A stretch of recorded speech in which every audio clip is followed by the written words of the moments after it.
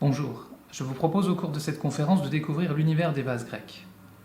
L'art grec a souvent été invoqué comme un modèle en Occident, à différentes époques, y compris à des moments où on ne le connaissait que par l'intermédiaire de l'art romain, qui en avait réalisé des copies. La sculpture, l'architecture sont universellement réputées, encore aujourd'hui. Mais la peinture est moins bien connue, parce qu'elle n'a pas toujours été conservée. Mais nous avons des indices précieux qui nous ont été donnés par la peinture sur vase, que je vous propose de parcourir aujourd'hui. Je vous propose de découvrir à travers les vases les grandes étapes de la peinture grecque jusqu'au début de l'époque romaine et également en dehors de la Grèce, dans les colonies d'Italie du Sud. Bien sûr, nous verrons une majorité d'œuvres venues des ateliers athéniens, les plus importants et les plus proches des évolutions capitales en architecture comme en sculpture. Ce parcours va nous permettre de retracer l'évolution de la représentation, à travers le corps essentiellement, mais également à travers l'espace. En chemin, nous retrouverons quelques grandes thématiques de l'imaginaire grec, qu'il s'agisse de la vie quotidienne ou de la mythologie et du théâtre. Des liens apparaîtront entre la peinture sur vase, l'architecture, la sculpture, le théâtre et la poésie. Commençons donc à la fin du premier millénaire avant Jésus-Christ. Alors qu'auparavant l'art le plus remarquable était produit dans les Cyclades, Mycènes ou en Crète, on peut dire que l'art grec naît ou renaît à la fin du deuxième millénaire avant Jésus-Christ. Sur le continent donc. Cette époque est riche en bouleversements politiques, militaires et sociaux, et se stabilise vers l'an 1000 avant notre ère. On entre alors dans une époque que l'on qualifie d'époque géométrique, et qui va de l'an 1000 avant Jésus-Christ à l'an 700 avant Jésus-Christ à peu près. Nous allons donc commencer par étudier l'époque géométrique. Les vases peints avaient existé chez les Crétois et chez les Mycéniens, également dans les Cyclades. Puis cet art des vases peints va disparaître avant de ressurgir vers l'an 1000 avant Jésus-Christ. Commençons par examiner cet amphore trouvé à Athènes, qu'on date de 1000 à 950 avant Jésus-Christ à peu près. Cet amphore était utilisé comme vase cinéraire. Elle possède un décor peint organisé en frises superposées qui alternent le clair et le foncé. Outre les nombreuses lignes et bandes, on remarque deux motifs principaux. Des bandes souples et ondulantes qui sont groupées par trois entre les anses. Donc le décor suit assez rigoureusement la structure du vase. Et sur l'épaulement, des cercles concentriques, un motif dominant à l'époque, qui sont faits avec un peigne-pinceau et un compas. Ce vase correspond à la phase du proto-géométrique, c'est-à-dire qu'il présente un décor géométrique en sombre sur un fond clair. Ce sera l'inverse ensuite. A noter la présence d'un petit cheval, une première représentation figurée exceptionnelle pour cette époque. Et on peut voir que le dessin de ce cheval est très linéaire et correspond à la sculpture de l'époque. Voyons maintenant une autre amphore, datée de 850 avant Jésus-Christ à peu près, qui est conservée au musée de l'Agora d'Athènes. C'est une autre amphore cinéraire qui a été trouvée dans une tombe à crémation au nord de l'Acropole, à Athènes. Elle correspond à la phase du géométrique ancien. La mise en page repose toujours, comme vous le voyez, sur des frises superposées et sur des jeux entre le clair et le sombre. Mais ce sont les zones sombres qui dominent cette fois. Le décor géométrique est à la fois plus dense et plus rigoureux. La frise qui est entre les anses est divisée en trois parties, encadrées par des motifs très complexes. Des triangles noirs, des triangles réticulés, des chevrons et des méandres. Dans les métopes, ces zones carrées ou rectangulaires plus grandes, on peut voir des cercles concentriques également. Ce décor est d'une grande fermeté, d'une grande complexité, d'une grande unité également, tout en restant très lisible. On peut dire que c'est l'apogée du style géométrique. Passons maintenant à un cratère Pyxis. Pyxide étant une boîte, donc ce cratère avec son ouverture large est nommé Pyxide parce qu'il est muni d'un couvercle et qui faisait peut-être également office de boîte à bijoux. Il a été retrouvé dans un cimetière et contenait aussi des cendres. Il affiche de nouveau des frises superposées d'un grand raffinement. La frise principale entre les deux anses contient trois métopes, une centrale avec des méandres, deux latérales avec de nouveau des chevaux disposés symétriquement par rapport au centre. On peut donc dire que vers 800 avant Jésus-Christ, les motifs géométriques ne sont plus seuls et que la figuration fait son retour. Le motif du cheval est révélateur de la société grecque de l'époque, qui était fondée sur l'aristocratie et dans laquelle les cavaliers avaient un rôle important.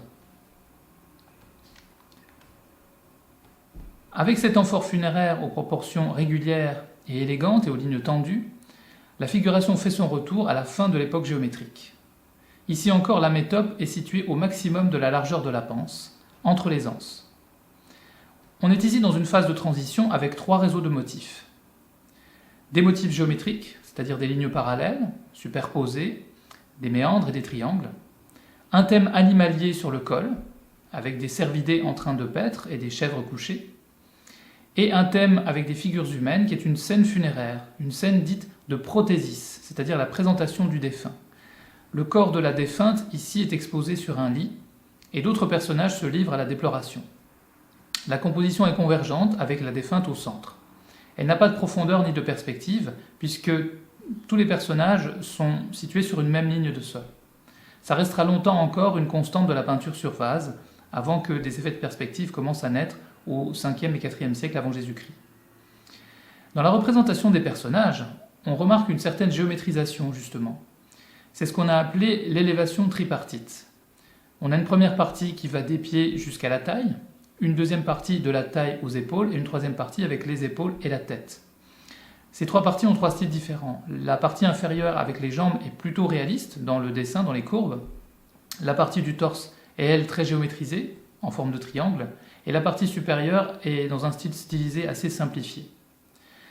La peinture de ce vase a été attribuée à l'un des premiers artistes identifiés en raison de sa maîtrise et de la récurrence de certains motifs et détails d'exécution. Il s'agit du maître du dipulone. Le maître du dipulone va évoluer et va présenter de plus en plus de motifs figurés au cours de sa production dans des décors d'une grande complexité. Passons maintenant à la période orientalisante qui marque l'influence ionienne sur la production des vases. C'est l'époque en effet des premières colonies. On se trouve maintenant au 7e siècle avant Jésus-Christ. C'est l'époque des grands mouvements de colonisation, donc, qui vont se poursuivre un petit peu au 6e siècle avant Jésus-Christ. Les habitants des bords de la mer Égée partent, faute de terres cultivables, pour fonder des villes nouvelles en Méditerranée et en mer Noire. Ces colonies indépendantes de la métropole vont également produire des produits culturels intéressants.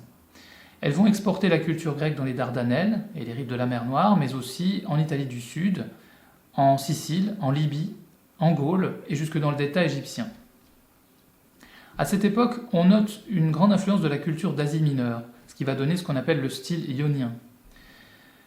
Cette Asie mineure est très développée culturellement. On a des villes comme Phocée ou comme Milet, qui sont de riches terrains d'échange, notamment avec tout l'Orient. Il y a donc des influences orientales fortes qui s'exercent sur la production grecque à l'époque, qui va se retrouver dans la production des vases. Et tout le 7e siècle va en être marqué et porter le nom d'orientalisant ou de période orientalisante. La peinture sur vase manifeste un total renouvellement de l'iconographie et des styles. On voit apparaître des sphinx, des griffons, des sirènes, des décors végétaux. C'est le règne des courbes à la place du géométrique. Et c'est l'éruption des thèmes littéraires avec des emprunts à Hésiode, à Homère, aux poètes lyriques. Commençons avec un loutrophore. Ce loutrophore servait à transporter l'eau lustrale pour laver les jeunes épouses ou les défunts célibataires. Il présente, comme ce que nous avons vu avant, une composition en frises superposées, mais avec un style très différent par rapport à l'époque géométrique. Au niveau des motifs décoratifs, on peut noter que les triangles géométriques sont adoucis par des terminaisons en volutes. C'est la transition entre le géométrique et l'orientalisant. Il y a également une frise de volutes, et sur le col, on voit une frise de rosette avec des tresses verticales. Tous ces motifs sont typiquement orientalisants. Quant au décor figuré, il y a 3 éléments principaux. Sur la panse, un défilé de chars qui renvoie à la classe aristocratique. Entre les 2 anses, une scène de danse au son de l'olos, qui est la double flûte. Vu la fonction du vase, on peut dire que c'est un décor qui est en rapport avec la fonction des loutrophores et que c'est en rapport avec une cérémonie de mariage ou avec le deuil, ce qui est fréquent avec les défilés de chars. Quant au haut du corps, il présente une frise de sphinx, là encore un motif orientalisant typique, en sens inverse des autres frises qui sont figurées. La manière picturale présentée sur ce vase manifeste un style assez souple. On note aussi un développement de la peinture des têtes. Les têtes sont plus grosses et plus expressives avec une présence accrue des yeux. Si on regarde les crinières des chevaux sur cette représentation, on voit que le règne de la courbe se manifeste là également. Le corps est moins géométrisé, Les bustes triangulaires subsistent, mais dans l'ensemble, les lignes sont adoucies, les contours font plus de place aux courbes. On note aussi une alternance féminin-masculin dans les couleurs. Les hommes sont remplis en noir, les femmes aux traits de contour, ça vient de la peinture égyptienne. Idem pour les visages, les corps des humains et les sphinx. Dans les crinières des chevaux, on peut aussi remarquer une autre innovation qui est promise à un riche avenir, c'est la présence d'incisions, donc une sorte de travail de gravure à partir de la base peinte. Ces incisions assurent la séparation entre les silhouettes des chevaux dans la profondeur. Donc la perspective, on peut le dire, est mieux rendue ici. De même que ça se fait dans la représentation du char, dont une seule roue est visible. Voici à présent une amphore célèbre, l'amphore dite d'Éleusis, qui était trouvée dans une nécropole à Éleusis, ce qui lui a donné son nom. Cette amphore est dite d'Éleusis donc parce qu'elle a été trouvée dans le cimetière d'Éleusis et elle a été là un marqueur de tombe. Elle a servi aussi de cercueil pour le corps d'un enfant, ce qui explique qu'elle ait été brisée. Ce qu'on remarque immédiatement dans cette amphore, c'est l'importance des scènes figurées par rapport aux motifs décoratifs qui sont beaucoup plus discrets. Ces scènes figurées figurent sur 3 registres. Sur l'épaulement, une chasse au sanglier, qui est un thème orientalisant fréquent. Sur la panse, 3 gorgones, Méduse étant la seule gorgone immortelle. Les gorgones sont ici en lutte avec Persée. Persée les affronte, aidée par la déesse Athéna. Les gorgones de l'époque sont bien plus inquiétantes que celles qui nous ont été léguées par l'iconographie du XIXe siècle encore, puisqu'elles ont des dents de sanglier dans la bouche, que leurs cheveux sont des serpents. D'habitude, elles ont des ailes, mais pas ici. Elles sont représentées en traits de contour pour le haut du corps et en aplat noir pour leur jupe. On note une innovation dans la vue frontale de la tête, sans doute pour rendre visible et plus terrifiante encore leur hideur, car les autres têtes sont de profil comme c'est la convention à l'époque. La scène la plus intéressante se situe sur le col. C'est une scène de l'Odyssée d'Homère avec l'aveuglement du cyclope Polyphème par Ulysse et ses hommes. Le cyclope était soûl, il est donc montré ici avec une coupe à la main, et Ulysse et ses compagnons vont ainsi pouvoir s'échapper. Ulysse est en train de percer l'œil du cyclope, et il est représenté ici en traits de contour, alors que ses compagnons, eux, sont représentés avec des silhouettes noires. On peut remarquer la grande qualité d'exécution du visage, aux traits de contour très fins. Le corps d'Ulysse était peint en blanc à l'origine, de même que celui des Gorgones. C'est une époque qu'on qualifie aussi quelquefois de époque black and white. On peut reconnaître le style oriental du visage, qui est en quelque sorte très pointu, avec un long nez et un menton fuyant. Ce type de physique se rencontre aussi dans la statuaire ionienne de l'époque. Ce qui marque aussi l'ensemble des décors de ce vase, c'est le mouvement. Les gorgones, les sangliers, Ulysse avec son mouvement assez athlétique, tout ça crée une impression de dynamisme très fort. Voici maintenant un vase qu'on appelle olpée. C'est une olpée proto-corinthienne, dite proto-corinthienne car elle représente un style très différent qui va fleurir à Corinthe et qui est caractérisé par une abondance décorative et par un style miniaturiste très détaillé et très raffiné. Il n'y a pas de thème dominant parce qu'on n'a que des frises de la même hauteur. La monotonie est habilement évitée dans cette olpée avec des changements d'orientation et des axes forts qui sont matérialisés par des sphinges affrontées, à gauche sur le milieu de la panse. Au niveau de la technique, on peut relever également de nombreuses incisions et un grand raffinement des courbes dans les dessins. Le VIe siècle va consacrer cette technique des incisions qui va se développer. Et on va assister à la disparition du style orientalisant et miniaturiste pour aller vers un style dit de la figure noire. On se situe donc maintenant à la fin du VIe siècle et au début du Ve siècle. Le VIe siècle est une époque assez stable politiquement, avec un monde grec bien constitué. La culture est riche et elle sert une classe aristocratique. En peinture sur vase, il y a plusieurs ateliers qui affirment des styles très différents. Il y a Athènes, Corinthe, la Béotie, la Grèce de l'Est également. Voyons, pour commencer, la production du premier quart du VIe siècle, avec le peintre de la Gorgone. Le peintre de la Gorgone a décoré ce Dinos attique, vase qui possède une forme très raffinée, aussi bien dans le pied que pour le Dinos lui-même, qui est un cratère sans pied. Il y a donc 2 parties, le pied et le vase qu'on pose dessus. Il est dit de style corinthien et il repose de nouveau sur des frises superposées, très nombreuses et dans un style miniaturiste. Les remplissages sont assurés par des frises de palmettes et de fleurs de lotus tête bêche, ainsi que par une tresse au milieu exact du pied, autant de motifs orientalisants typiques. Il y a de nombreuses frises animalières sur ce dinos, qui mêlent des animaux réels et des créatures fantastiques. On a des lions, des sirènes, des cervidés, des sphinx, des panthères. Les animaux caractérisent eux aussi le style orientalisant. Le thème figuré principal a donné son nom au peintre, dont c'est le vase éponyme. Il s'agit de la lutte de Persée contre les Gorgones. Persée vient de tuer Méduse et il est poursuivi par ses deux sœurs les Gorgones. On remarque la présence d'une femme debout, qui est Athéna, qui porte la tunique et le grand manteau. Derrière elle, avec son caducée et son pétase, qui est le chapeau de voyageur à large bord, le dieu Hermès. De l'autre côté, on assiste à une scène de combat singulier entre hoplites, qui est un thème fréquent dans l'art de Corinthe. Les hoplites sont accompagnés ici par leurs conducteurs de chars. Le décor est remarquable par la richesse des incisions, pour la bordure des vêtements par exemple, pour la musculature. On peut constater que les personnages sont représentés selon ce que Yves Cangean a appelé le principe du maximum de représentation, c'est-à-dire qu'on montre à chaque fois la surface la plus grande de chaque partie du corps, d'où la présence du torse de profil, de face par rapport à la tête qui est, elle, de profil. La composition est assez statique, même dans les scènes d'action, comme on peut le voir. Elle fait appel à la symétrie, à la répétition des postures, à la régularité des espacements également. On peut dire que la sobriété des lignes et des couleurs, puisqu'on n'a pas de polychromie ici, sont la marque de l'influence corinthienne dans ce vase.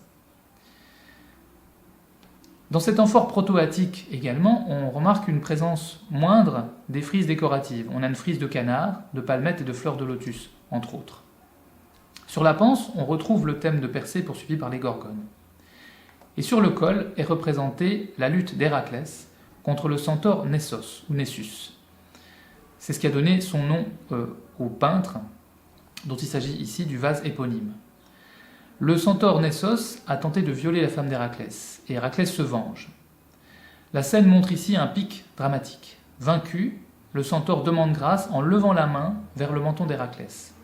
On constate que les principes de représentation sont stables depuis la fin de l'époque géométrique. Chaque partie du corps est montrée pour être lisible et pour montrer le maximum de surface. Par exemple, le centaure a le corps de profil, le torse de face et la tête de profil. C'est parfois peu réaliste. Par exemple, la torsion du buste contredit la position de la tête. Et on retrouve l'élévation tripartite de l'époque géométrique. On remarque aussi un usage très varié de l'incision dans ce vase. L'incision décrit la bordure des vêtements, décrit l'anatomie, notamment les jambes d'Hercule et les pattes du cheval. Elle détaille également la barbe et les cheveux. Les traits sont d'une précision remarquable. Et le peintre a utilisé la couleur avec des rehauts de rouge-violet pour les vêtements. La composition est très harmonieuse malgré la violence et la cruauté de la scène. Les deux protagonistes forment un bloc en triangle et ils sont reliés par le jeu des membres inférieurs et supérieurs. On remarquera enfin l'usage de l'écriture, puisque les noms d'Héraclès et de Nessos, écrits ici Nettos, sont écrits. Pendant le deuxième quart du VIe siècle avant Jésus-Christ, l'influence corinthienne va s'estomper, mais il reste un certain goût miniaturiste et le goût de la présentation en frise pour le décor. La production corinthienne va s'arrêter, pour ainsi dire, après 550 avant Jésus-Christ, à cause de la concurrence d'Athènes. Apparaissent alors des artistes importants qui vont participer à un renouveau stylistique de la peinture sur vase. On se situe maintenant dans le troisième quart du VIe siècle avant Jésus-Christ et nous allons voir un des premiers peintres dont le nom soit connu et dont la production soit bien connue et identifiée, c'est le peintre Exéchias. Exéchias a la particularité d'avoir signé à la fois comme potier et comme peintre. En effet, les vases sont souvent signés et nous parlent en disant « ce potier m'a formé, ce peintre m'a décoré ». Exéchias a réalisé cet amphore à colle, le décor de cet amphore à colle et le vase lui-même, et ce qui frappe d'emblée dans cet amphore, c'est sa grande économie décorative. Il y a quand même des frises d'arêtes, de méandres, de palmettes et de fleurs de lotus, mais le plus frappant, c'est la scène principale qui est vraiment mise en valeur et qui tourne complètement le dos au style miniaturiste. La scène principale, donc, nous montre le combat d'Achille contre la reine des Amazones, Penthessilée, pendant la guerre de Troie, parce que les Amazones étaient alliées aux Troyens. Nous sommes au moment le plus dramatique, pathétique, émouvant, c'est celui de la mort de Penthessilée et Achille qui en tombe amoureux au moment où elle va expirer. On peut remarquer la disposition savante en triangle des personnages qui crée une composition très équilibrée et dynamique, et qui utilise les lances pour structurer le groupe.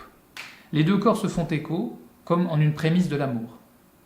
Le pathétique des conventions de représentation donne à plein ici, puisqu'il n'y a pas de torsion manifeste, mais que les visages sont tournés l'un vers l'autre. La position retournée de Penthesilée, qui est très peu réaliste, est poignante. Les lances croisées mettent en valeur le croisement des regards. Le peintre a également fait montre d'un sens de la profondeur, puisque les corps sont étagés et les boucliers sont présentés de profil, donc selon une perspective qui est juste. On peut noter aussi, dans le décor de ce vase, de nombreux rehausses de couleurs. Il faut également remarquer la précision anatomique, par exemple le détail des biceps, jusque dans la cuirasse, qui est une cuirasse dite anatomique, parce qu'elle suit l'anatomie du corps. Dans ce vase, on voit l'opposition entre le drame, l'action sur une face, et le statisme et le calme sur l'autre face, puisque sur l'autre face, on a une représentation de Dionysos qui parle avec un jeune homme.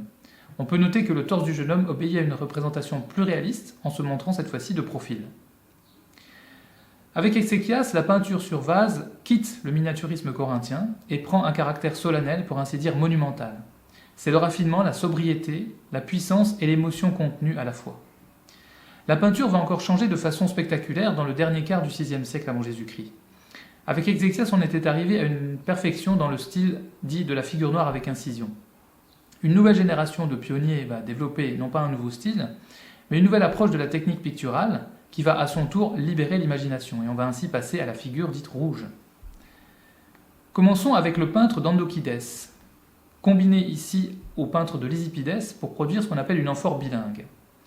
C'est au peintre d'Andokides, en effet, qu'on attribue l'invention de cette nouveauté technique.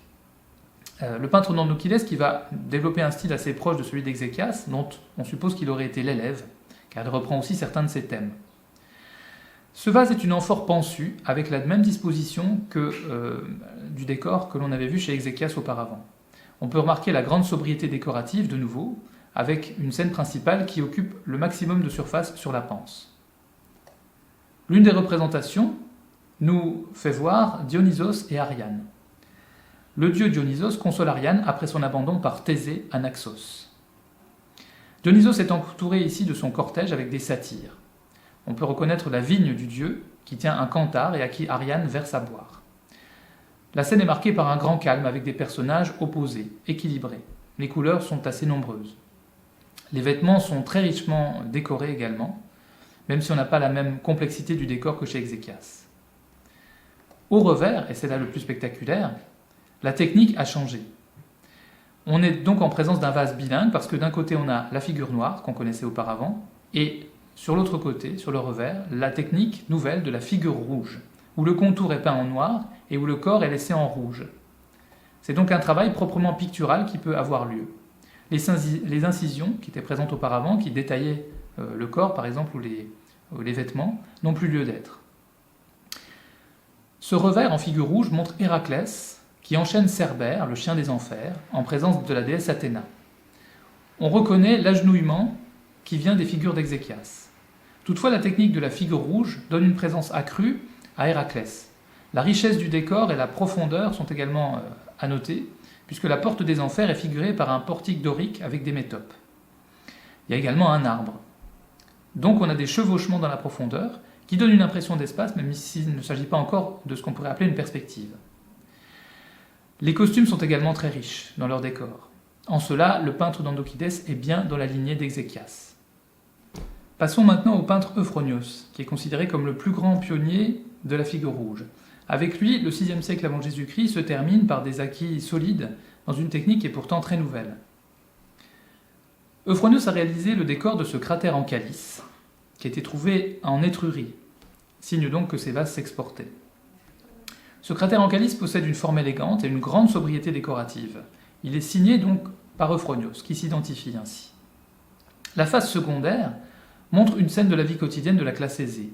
C'est une scène de concours musical. 3 jeunes gens sont assis et un jeune homme monte sur une estrade pour jouer de la double flûte qu'on appelait l'holos. La composition est très claire, symétrique, très ordonnée, mais le mouvement est bien mis en valeur pour la figure principale, qui a une attitude beaucoup plus stylisée et remarquable, et moins réaliste que les autres. Euphronios a soigné le drapé, notamment pour le joueur d'holos. La face principale oppose à cette scène plaisante un combat mythologique, avec Héraclès luttant contre le géant Anté et l'étranglant sous le regard de 3 femmes. On a pu rapprocher ça quelquefois de la tragédie qui se met alors en place, puisque Héraclès et Anté pourraient être considérés comme les protagonistes, et les 3 femmes jouaient le rôle du chœur antique. La composition est très audacieuse, avec des corps en lutte à moitié étendus, des poses complexes qui sont riches en torsions. D'un autre côté, on peut dire que c'est très équilibré dans l'action, puisque la composition en triangle, avec 2 butées sur les côtés, produit cette impression de stabilité et d'équilibre. La dramaturgie est sobre et poignante, un peu comme chez Ézéchias. Tout converge vers les visages. Les corps sont représentés de façon variée. Héraclès est par exemple entièrement de profil. Anté, lui, est présenté selon le principe ancien du maximum de représentation, mais l'une de ses jambes est vue de face. On voit aussi la torsion très nettement sur son abdomen. En revanche, la torsion de la tête est peu réaliste, mais elle donne un grand sentiment pathétique à travers cette agonie d'Anté, un petit peu comme la figure de Penthessilée auparavant. On peut relever aussi des détails anatomiques très précis. Les muscles abdominaux, par exemple, pour Anté, les tendons de la jambe pour Héraclès. Ça accroît notre perception de la tension du combat. Euphronios a opposé pour les visages 2 types humains. Héraclès avec son profil très pointu, son front fuyant, ses cheveux et sa barbe très soignés. Il a un bandeau en rouge-violet sur le front également, et des boucles qui sont en léger relief, ce qui était fait avec de la barbotine, qui est de l'argile peu délayée. Et Anté, au contraire, lui, est hirsute. Ses cheveux et sa barbe ont été peints à grands traits de peinture brune. Il incarne un petit peu l'idée du barbare opposé aux Grecs, sans qu'il y ait de racisme derrière cela, parce que pour les Grecs, les hommes étaient forgés par les institutions. Donc les lois, le régime démocratique créent une apparence soignée, c'est ce que considèrent les Grecs, alors que la tyrannie donne un aspect sauvage et désordonné. On peut dire que Phronios a le sens dramatique, un peu comme Ézéchias, mais il fait aussi preuve d'une grande audace dans le souci de variété de la présentation des corps et dans la précision du rendu anatomique, du traitement des corps. Le 5e siècle qui commence après Ézéchias et Euphronios va nous conduire à l'apogée du classicisme. Au début du 5e siècle, Athènes va s'affirmer par des victoires contre les Perses, Salamine, Marathon, et par l'affermissement de sa démocratie. C'est le centre politique et culturel du monde grec pendant les 3/4 de ce siècle. Donc maintenant, la production que nous allons voir est essentiellement athénienne. Commençons par parler du style sévère. Le style sévère s'affirme dans tous les arts, en sculpture mais aussi en peinture. Dans le premier quart du 5e siècle, donc entre 500 et 475 avant Jésus-Christ. Le style sévère est très bien illustré par le peintre de Berlin. Le peintre de Berlin a décoré ce cratère en cloche, trouvé dans une tombe en Étrurie qui est conservée au musée du Louvre. Le peintre de Berlin a produit ici un décor sur un cratère aux proportions très rigoureuses qui s'inscrit dans un carré strict. On peut remarquer d'emblée que le peintre réduit la décoration au maximum, avec une simple frise de grec, qui n'est qu'à moitié décorative d'ailleurs, car elle sert aussi de ligne de sol pour les 2 personnages. Qui sont ces 2 personnages justement ? Sur une face, un personnage mature avec une barbe. Il porte une lance, que l'on peut aussi interpréter comme un sceptre. C'est donc un personnage régnant. Il tend la main vers la droite, et d'après la direction de son regard et l'orientation de son corps, on devine qu'il se dirige vers la droite et semble appeler une autre personne. Or, qu'y a-t-il sur l'autre face ? Un jeune homme, sans barbe, qui manie un cerceau dans une main et tient un coq dans l'autre. Son corps est lui aussi tourné vers la droite et il semble avancer.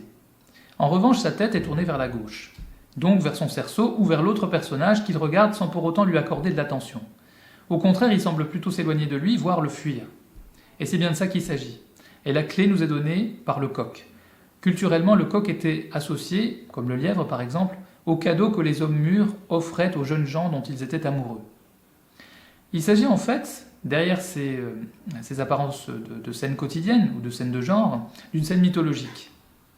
Le personnage régnant est Zeus, que l'on reconnaît à sa lance, sceptre, mais aussi à sa tunique longue, recouverte d'un manteau drapé sur l'épaule gauche.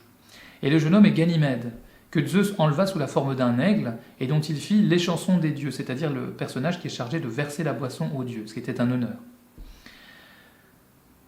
Il s'agit donc d'une scène de poursuite amoureuse. Précisons que ce genre de relations était banal en Grèce antique, mais très encadré. Elles avaient un aspect éducatif pour la bonne société. Il pouvait s'agir d'un amour platonique ou d'un amour charnel. Formellement, qu'est-ce qui caractérise ce style sévère ? Ce style sévère est tout sauf terne en tout cas. Au contraire, on peut dire que la grande retenue adoptée par le peintre ici crée beaucoup de tensions. D'abord parce que les peintres nous ont habitués à plus de violence. On peut penser à ce thème de Zeus enlevant Ganymède beaucoup plus loin dans l'histoire de la peinture, avec Rembrandt par exemple, et cette scène avec un jeune enfant assez violente et assez pathétique. Ici, au contraire, le peintre de Berlin adopte le principe d'une stylisation subtile de la poursuite amoureuse. Dans les positions, dans les regards, dans l'opposition entre nu et habillé, ce qui est une constante dans l'art grec. On peut dire que l'efficacité de cette mise en scène est très efficace et très forte, surtout à cause de la mise en rapport des deux faces du vase. La composition est très sûre et retenue. Les deux personnages ont une position proche, mais leurs différences en disent long. L'un se tourne vers la gauche, l'autre se tourne vers la droite, par exemple. On voit aussi une opposition entre des lignes droites, qui caractérisent Zeus, et des lignes courbes, qui sont associées à Ganymède. Le torse est présenté de dos pour Zeus et de face pour Ganymède. C'est un principe qu'on pourrait l'appeler le principe du chiasme, c'est-à-dire des inversions symétriques, d'un personnage à l'autre, ou même d'une partie du corps à l'autre. Il est étendu à d'autres éléments de la composition. Par exemple, dans le corps de Ganymède, le jeu formel de réponse entre les deux bras, courbe et contre-courbe, l'une s'élevant, l'autre s'abaissant. Le cerceau, qui pourrait rester anecdotique, devient une ligne de composition à part entière qui renforce ce jeu des courbes. On remarque aussi que le schéma corporel est proche de ce qu'il était dans la période archaïque. Les jambes sont de profil, les torses de face, la tête de profil, donc on obéit à ce principe du maximum de représentation. Toutefois, on peut voir qu'il y a des innovations subtiles qui créent une tension corporelle. Par exemple, la ligne de l'os sur la jambe droite de Ganymède nous fait comprendre que cette jambe est en torsion, donc elle n'est pas entièrement de profil. Ça renforce l'idée d'une fuite, peut-être associée aussi au jeu amoureux, un peu le « je t'aime moi non plus » on pourrait dire. Le cerceau, quant à lui, attire notre attention justement là-dessus, comme par un effet de loupe. On peut dire aussi que les lignes des muscles abdominaux font comprendre que le torse lui aussi est en torsion et en tension. Donc ces torsions vont beaucoup occuper l'art du 5e siècle avant Jésus-Christ, en peinture comme en sculpture d'ailleurs. L'utilisation de la peinture par le peintre de Berlin est très sobre. On n'a que la chevelure de Ganymède qui est en couleur. Sinon, l'utilisation des traits fins pour les plis du vêtement de Zeus est également à noter, même si on est loin de la luxuriance d'Exéchias. Et le peintre utilise également ces traits fins pour l'anatomie de Ganymède. La stylisation est présente dans les clavicules et dans les tibias. Mais aussi, on peut remarquer que ça ne se fait pas au détriment de la précision anatomique. Ce qui est marquant ici, c'est l'idée de faire dialoguer, et non plus d'opposer, les deux faces du vase. La phase suivante, qui se déroule entre 475 et 430 avant Jésus-Christ, va se traduire par une détente et par une sortie définitive des conventions de l'archaïsme.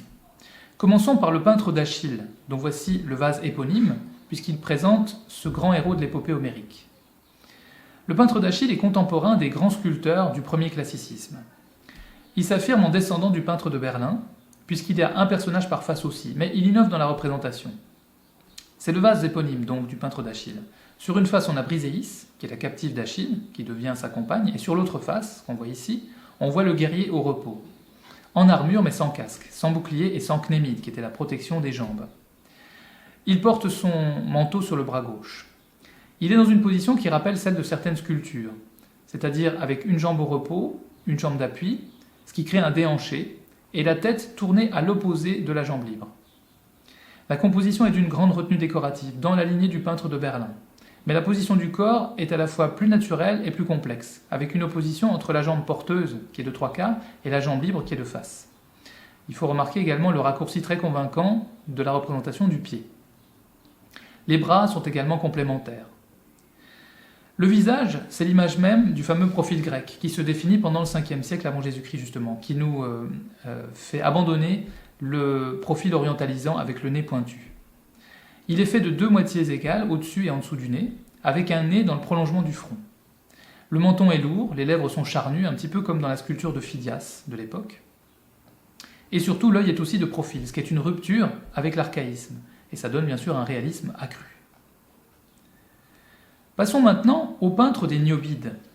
Le peintre des Niobides qui déploie son art dans le décor de ce cratère en calice, qui est beaucoup plus tumultueux que celui du peintre d'Achille. La face A nous présente une assemblée de héros autour d'Héraclès. C'est peut-être une assemblée qui a eu lieu avant la bataille de Marathon. Héraclès est au centre avec ses attributs, c'est-à-dire la massue, la peau de lion, les flèches, et on a Athéna qui est à proximité, qui porte l'égide, qui est la peau de chèvre, et le gorgonéion, qui est un bouclier. À gauche se trouve Arès, le dieu de la guerre. Ça pourrait également représenter l'apothéose d'Héraclès dans l'Olympe après sa mort, puisqu'on sait qu'à ce moment-là, Athéna est intervenue. On assiste avec ce vase à une révolution de la représentation. Non seulement les vues sont très variées, on a des vues de face, de profil, de trois quarts, ce qui laisse définitivement de côté le principe du maximum de représentation, mais on constate aussi qu'il y a plusieurs lignes de sol. La perception de l'espace en est bouleversée puisque la profondeur se creuse ainsi. La position d'Héraclès fait écho au déhanché des sculptures contemporaines, qui est en train de créer une nouvelle dynamique dans l'art grec et qui sera un héritage durable de l'art grec dans les siècles à venir, jusqu'au XIXe et au XXe siècle, on peut dire. Les plis, les drapés sont également très variés et très détaillés. La phase B a donné son nom au peintre. Il s'agit en effet de son vase éponyme. C'est le massacre des Niobides, fils et fille de Niobé par Apollon et Artémis. C'est le signe de la vengeance de Leto, dont Niobé s'était moqué en disant qu'elle n'avait eu que 2 enfants. On a également dans cette représentation plusieurs lignes de sol. Certains personnages sont donc clairement devant d'autres. Et surtout, certains personnages sont cachés par des replis du sol.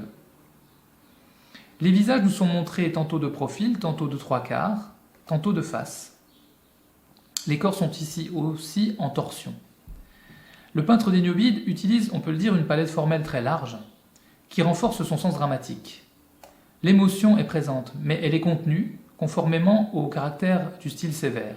On note l'impassibilité inflexible d'Artémis et d'Apollon, la douleur assez discrète et la crispation des Niobides.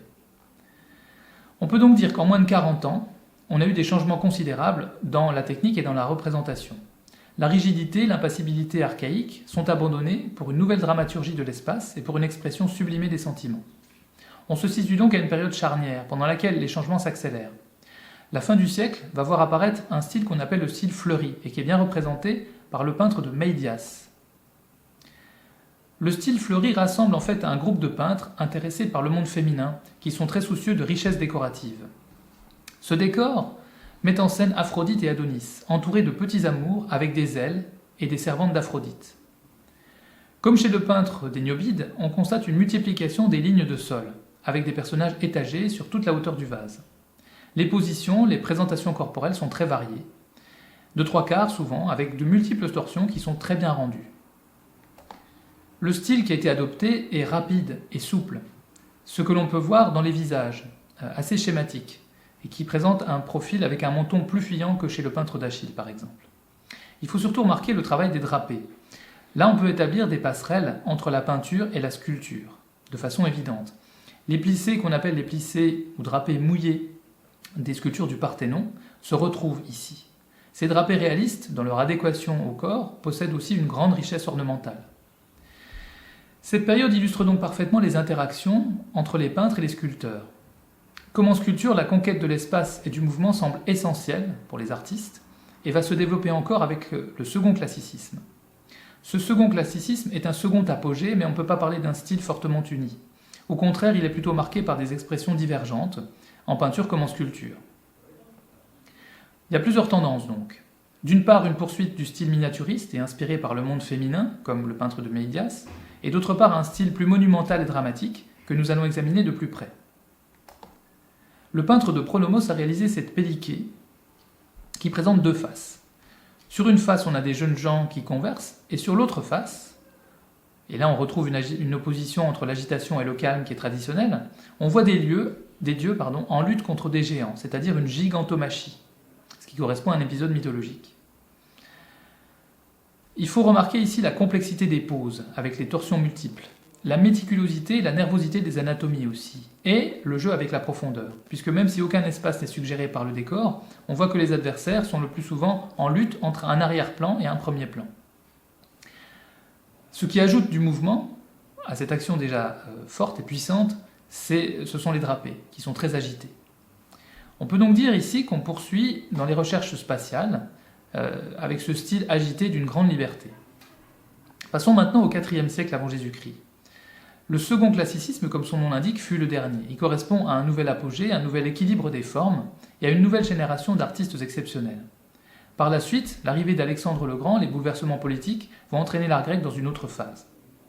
Socialement, au IVe siècle, le rôle des femmes va aller croissant, ce que le style fleuri d'un peintre comme le peintre de Médias avait déjà montré, parce que les guerres ont fait mourir beaucoup d'hommes. C'est le début d'un déclin des structures anciennes où l'homme dominait. En art, le style s'adoucit au IVe siècle, il va vers plus d'humanité. La peinture est à l'image de cela. Elle va connaître un dernier apogée en ce qui concerne Athènes. Par la suite, il faudra chercher ailleurs, notamment en Italie, la peinture sur vase de qualité. Il y a donc ce renouveau au deuxième quart du IVe siècle avec le style dit le style de Kertch, du nom d'une ville de Crimée orientale où on retrouva beaucoup de ces vases avec ce style bien particulier dans les tombes. L'un des représentants de ce style de Kertch est le peintre de Marsyas, dont voici une pelliquée. Le peintre de Marsyas nous fait vivre ici l'enlèvement de Thétis par Pélée, son futur époux. Pélée essaie de gagner les faveurs de Thétis alors que la divinité se transforme en serpent et entoure sa jambe. La composition dense conduit à une occupation maximale de la surface du vase. On remarque d'emblée le style souple et libre, le côté plantureux de l'anatomie également, les poses complexes qui font écho à la sculpture. Il faut voir notamment la belle torsion du corps féminin en haut à droite. Il faut remarquer également l'usage de la couleur. Alors cette scène mythologique, qui est un thème fréquent dans les représentations sur vase, est moins brutale, elle est plus humaine et pittoresque que la précédente. La couleur sert la décoration et la lisibilité en même temps, parce qu'elle identifie Thétis avec son corps blanc. Le dessin est caractérisé par une grande souplesse. Il y a beaucoup de traits fins qui suggèrent les mouvements des étoffes. Avec le déclin d'Athènes, les ateliers italiotes, c'est-à-dire les ateliers de production de peinture sur vase du sud de l'Italie, vont prendre une importance de premier plan. Ces ateliers appartiennent bien au monde grec parce qu'on est en terre de colonisation. Il y a deux grandes écoles, l'école lucanienne et l'école apulienne, ce qui correspond aux Pouilles d'aujourd'hui. À quoi il faut ajouter la production campanienne à Paestum, par exemple. Ces écoles vont pousser des recherches sur l'espace et sur le volume encore plus loin que les précédentes. Voici le vase éponyme du peintre de Dolon. Il illustre un épisode de la guerre de Troie avec le Troyen Dolon espionnant le camp des Grecs, déguisé sous une peau de loup. Dolon est ici surpris par Ulysse et Diomède, qui sont de part et d'autre de ce personnage. On peut dire qu'il y a ici une sorte de côté truculent et pittoresque. Ça se passe dans une nature qui n'est pas que décorative, qui sert aussi l'action, puisque les personnages peuvent se cacher derrière les arbres. Les attitudes sont assez comiques, puisque les personnages sont sur la pointe des pieds, avec des courbures très prononcées des jambes. Ces personnages n'ont pas de physique parfait d'athlète, comme chez le peintre de Berlin ou le peintre d'Achille. Leurs yeux sont écarquillés, et ça traduit la surprise ou la peur. On a donc une expressivité beaucoup plus forte qu'auparavant. Ça se voit également dans les sourcils abaissés de Dolon. Cette évocation tient donc de la parodie, de la comédie, alors que chez Homère, on est dans l'épique. On pourrait donc dire qu'on a ici du burlesque dans sa définition même. Ce n'est pas très étonnant parce que le théâtre italiote du IVe siècle est justement spécialisé dans les farces parodiques. Passons maintenant au peintre de l'Iliou-Persis, qui a été actif à Tarente, en Apulie, donc dans les Pouilles actuelles, entre 375 et 340 avant Jésus-Christ, et qui est influencé par le style fleuri attique. Sur ce vase, comme dans d'autres vases venant d'Apulie, on peut remarquer l'abondance des décors végétaux. Sur le couvercle, on peut voir une muse jouant de la cithare, encadrée de motifs végétaux. La pose est souple, dans une perspective bien maîtrisée, qu'il s'agisse du corps ou qu'il s'agisse de la chaise. Le peintre a produit un travail pictural à l'occidental, puisqu'il ne laisse pas de fond rouge en réserve, mais peint par-dessus le vernis noir. La scène principale, quant à elle, se rapporte à la tragédie de l'Orestie, qui a été mise en scène par Échille notamment. Oreste, ici, est poursuivi par les Érini, des divinités venant des enfers qui vengeaient les morts assassinés. Et il se réfugie à Delphes et enserre l'Omphalos, qui est le nombril d'Apollon, aussi appelé nombril du monde. Apollon protège Oreste en repoussant les Érini. Et Artémis, qui est la sœur d'Apollon, présentée en chasseresse à droite, assiste également à la scène. On remarque dans cette scène que l'architecture est présente, et pas seulement à titre décoratif, puisqu'elle a une fonction structurante en encadrant la scène de tous les côtés. Elle assure aussi la division compositionnelle en séparant les deux figures divergentes d'Apollon et Oreste.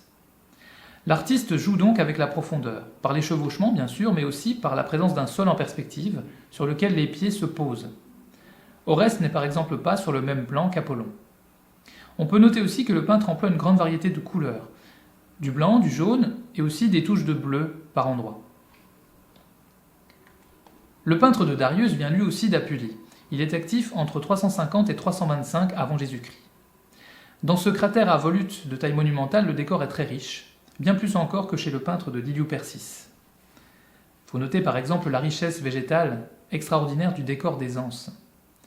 Le col montre Oedipe et le Sphinx.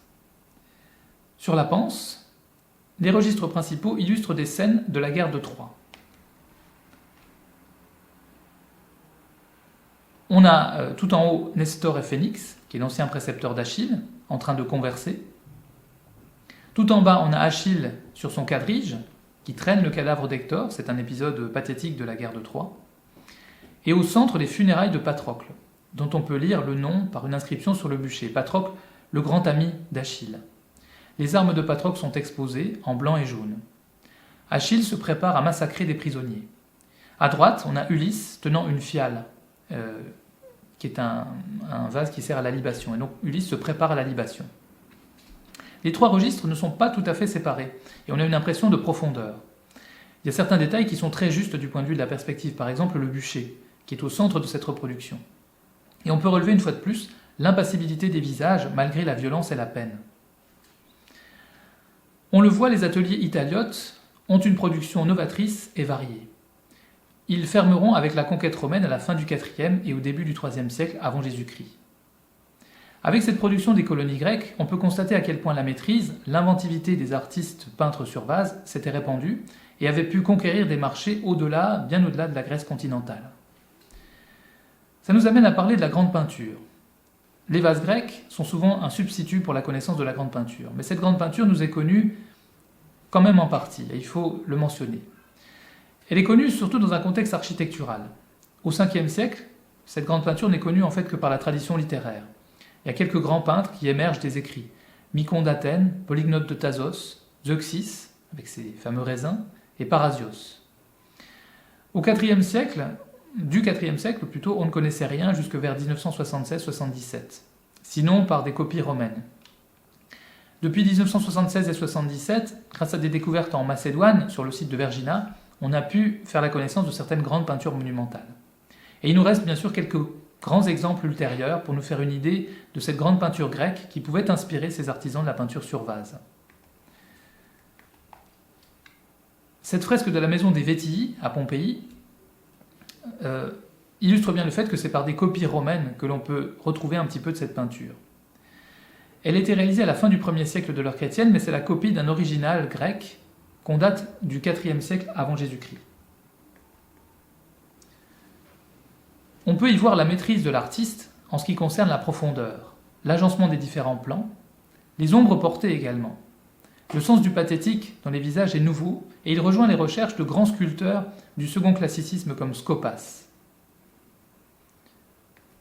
Dans cette autre fresque conservée à Pompéi, la fresque de la maison des Dioscures, qui est une copie romaine du 1er siècle d'après un original attribué au peintre grec Nicias et qu'on date aussi de la fin du IVe siècle avant Jésus-Christ, les personnages se détachent sur un fond clair, sur un fond qui est une évocation sobre mais très parlante de la mer, des rochers, du ciel. Les contours des personnages sont assez noueux, assez complexes, et la profondeur est suggérée par la succession des plans. On peut surtout apprécier la subtilité des éclairages et des ombres, ce qu'on voit par exemple sur les pieds d'Andromède. Pline l'Ancien dit que Nicias apportait une grande attention à ce travail de la lumière et à la restitution des ombres. Il reste aussi cette mosaïque très remarquable, très célèbre, qui est la mosaïque de la bataille d'Issos conservée dans la maison du Faune à Pompéi.